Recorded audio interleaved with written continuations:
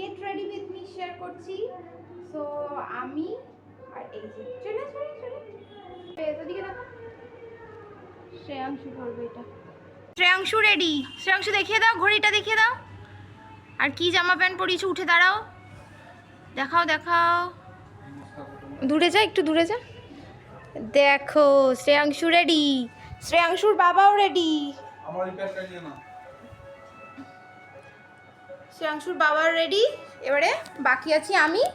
এবারে আমি রেডি হব, দাঁড়াও রেডি হয়ে তোমাদেরকে দেখাচ্ছি। বাঙালির দুর্গাপুজো সিরিজ শুরু হওয়ার আগেই কিন্তু একটা অন্যতম প্রধান পুজো আসে, সেটা হলো বিশ্বকর্মা পুজো। বিশ্বকর্মা পুজো কিন্তু ভাদ্র মাসের একদম শেষ দিনে শুরু হয়। এর পরের দিন থেকেই কিন্তু আশ্বিন মাস পড়ে যায়, অর্থাৎ শরৎকাল পড়ে যায়। তো বিশ্বকর্মা পুজোর জন্য কিন্তু সারা দেশ জুড়ে একটা অন্য রকমই উত্তেজনা চলে।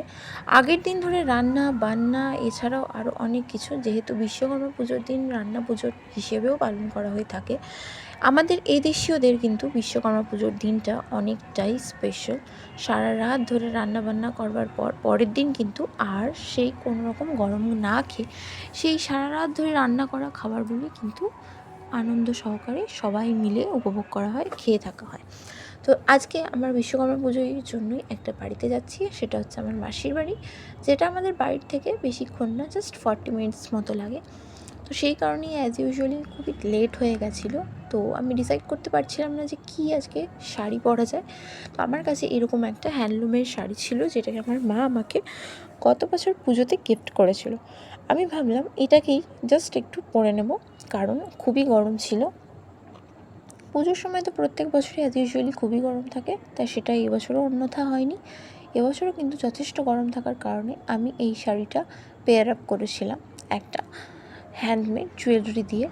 অবশ্যই সেটা আমি পরে খুলে ফেলেছিলাম, কারণ সেটা আমার একদমই ভালো লাগছিল না।